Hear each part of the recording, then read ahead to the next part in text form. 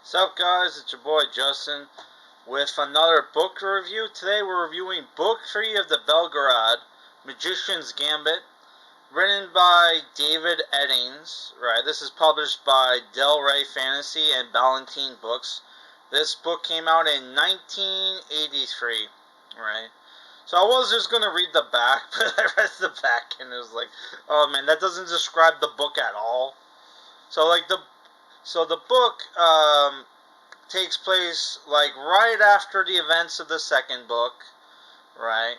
We found out how Belgarath broke his arm. A tree fell on him when he wasn't looking. Oh my god! And we also found out what was the deal with all that ash that fell on Nicia, right, during the climax of the second book. Apparently, a volcano volcano erupted, not exploded. Right? And yeah, so what happens in the book is our characters found out Brill's secret, which Brill was farmhand at Faldar, who was kicked out, right? And who's been working for the Murgos ever since. We found out in this book that he's a Dagashi, which Dagashi is basically an assassin slash spy for the Murgos. He was a Murgle all along, right? So yeah, which there's a final confrontation between Silk, who is also a master spy, versus Brill, right? Near the end of the book. Our characters finally got to the Vale after they had to cross Marigore, which is a haunted kingdom that that's been haunted ever since the Tolnadrins massacred all the Murgos, the Marigores, or whatever they're called, right? Because they were cannibals, but they did it. They did it because of religious obligation, right? And it turns out like Belgarath needs one of the surviving Marigores for his party, right? Yeah, but there's a really cool part of the book where they have, before they can get to the Vale to meet Aldor, which is the god who taught Belgarath how to use magic and is the master of Belgarath and Ampul. Before they could get to him, they have to cross through the haunted land of Marigore, where a lot of people like to sneak in to steal gold, only to be driven insane by all the ghosts that haunt the land and all that have been who have been been there since the Marigores were massacred, right? And even the god Mara is there, who weeping and weeping, right? Which they needed his help for something, only for him to almost kill what's her name? The Sinedra almost killed Sinedra because she's a Tolnadrin, right? Oh my god! So that was scary because we got to meet not one, not two, but three gods in this book, right? After that, they go to the Vale, where we find out. We find out more backstory between the different sorcerers of Belgarath's order, right?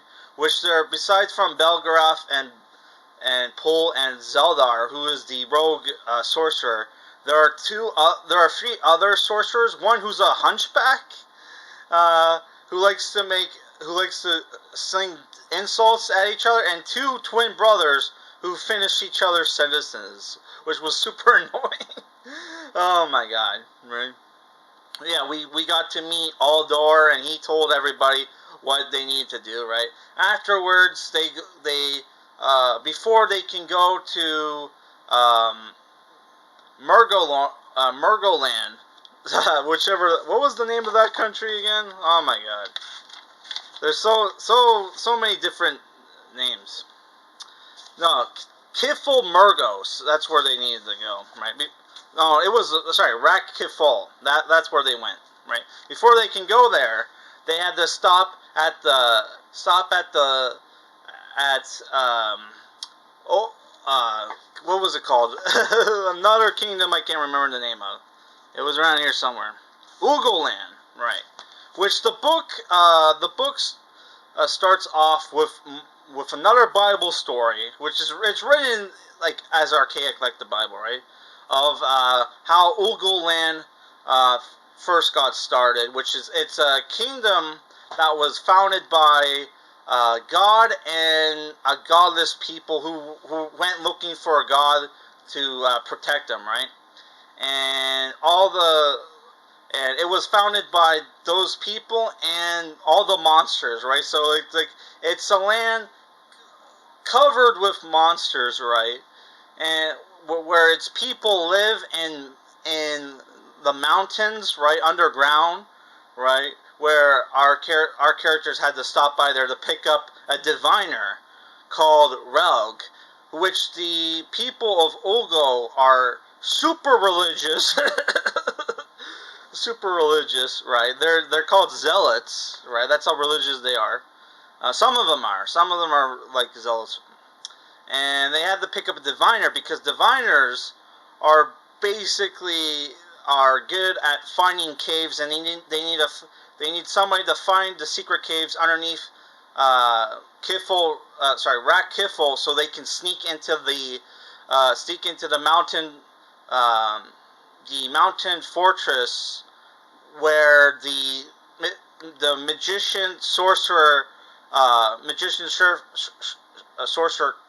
Kuchik is at, who stole the orb of Aldor from Zeldar, the rogue sorcerer, and that's where our characters need to go to, like, to steal it back, right? Which what's cool about the diviners is not only can they locate caves, right, but but our diviner friend can basically has Shadowcat powers, which if people, what's her name? Oh my god, I can't remember. The X-Men character, not Kate Bishop, I can't remember her name, but like Kitty Pryde, that's her name. He can go through solid rock, and there's a scene where they get into a fight with Murgos, and he gets into a fight with a Gorum, right? A Grolem, right? Which Grolems are like kind of weak sorcerers, right? He takes them and puts him through a solid boulder and leaves him in there, and he dies. And this really upsets Silk because Silk, you find out, has what's it called? Claustrophobia, right? Yeah, which there's a scene where like Silk gets captured because Silk gets captured because they run into another king. That's another common thing in this book. But where the other kings were friendly, this king is the king of the Murgos, who really hates Silk because Silk killed his son like years ago when apparently the dude sent his son to arrest Silk for being a spy, not knowing that Silk was a badass. Oh my god. So yeah, I'm just going to my likes and dislikes. This book was 305 pages, but very fast paced. There was lots of action. There was some cool thriller scenes, like when our characters had to go through the haunted land, right? And that scene was very. Those scenes at that Marigold were pretty tense, right? And I kind of like the dry monologue that, like, Pulgera and Belgarath had as they were, like, conversing, because they put everybody to sleep on their horses except for Garion, who was awake because of the invisible voice, disembodied voice in his head, which you find out his origins as well. which he turns out to be a cosmic space being that's helping, who is helping Garion fulfill his destiny, right? Because if he doesn't fulfill his destiny, he doesn't fulfill the prophecy, things will go bad, right? There's cosmic forces at stake, right? And yeah, that was cool. There weren't. I felt like there weren't as many fight scenes in this book as the last book, but there was more fights with monsters, right? Where there was this one monster called Gruul, who was basically an 8-foot orc, right? Who they had to fight, who had a party of rock wolves with him. Rock wolves are basically like picture. Oh my god, picture the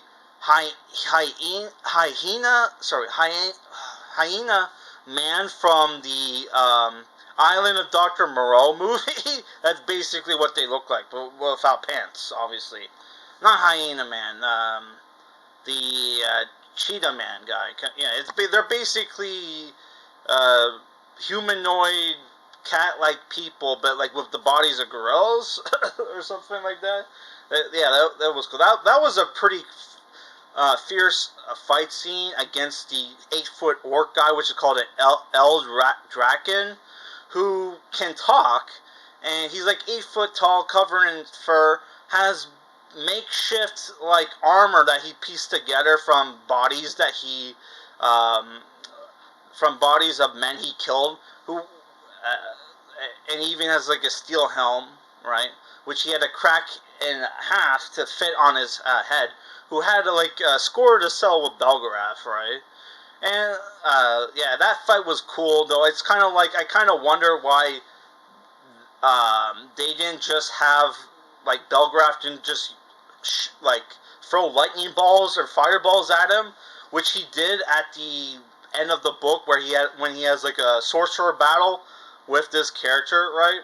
So I thought that was a little weird. He just turns into a wolf, right, and fights him. I guess it was because if they use magic, other beings who use magic can sense them. So like apparently, turning into a wolf doesn't cause as much ripple. Which there's a scene during that scene, Pulgera, with Garion's help, summons the spirit of her mother, which is Belgariad's wife, who takes the form of a spirit wolf to fight alongside Belgariad during that fight, which everybody else was helping the fight too, right?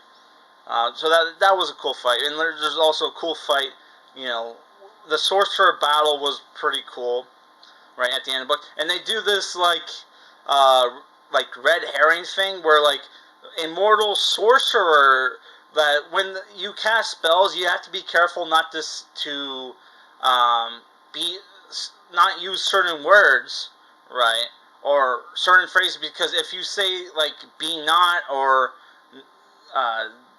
do not be, or like basically words that imply that you want something to cease to exist, that breaks like a rule of the cosmic forces, that if you try to do that, the power will backfire and destroy yourself, right?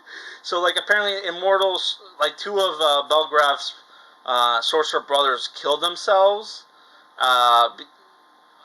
doing that. So there's like a cool foreshadowing moment with that at the end of the book, right? But overall, yeah, I enjoyed the book. Like I said, I liked the dialogue. The action scenes were good. I liked the camaraderie, you know what I mean, between the characters, and I like some of the banter. Even some annoying characters, I like their dialogue as well. Like Reg was this very funny character, right? Because he's like very pious, right? And he's like very pious, right? And then like he's like they rescue this slave woman, and she's like practically like naked because she's wearing rags, right? And he's like angry at her, and he's like, why is he so angry? And he's like, put some clothes on, you lewd woman, right? And he's like, that's all. That's all. I think my body's nice. he's like because cause it was funny because he's like confessed he had sinful thoughts because he would look at women's like because most of the women in like Ugoland are covered up, right? It's covered up where like if you want to like leer at women, you can only look at their ankles or whatever, right? So he's like he sees like a half naked woman, he's like, oh, he's losing his shit. So that was funny. So yeah, I would say 8 out of 10. The book, still good. The series is still good, and in a week or two we're going to review the next book, which is book 4 of the Belgariad Castle Wizardry. Though one complaint I would have is that it would be nice if Garion joined in on the fight, since he's in the fights, because he's like the main character, but whatever. And if people didn't watch my last game review, my next game review is going to be The Legend of Heroes of Terra Vermilion, which I had lost the game, but the game was in my my only working PSP. So when I found my PSP, I found the game. So yeah, so we're already playing this, and we'll beat this game hopefully within a week or two. It's a short game.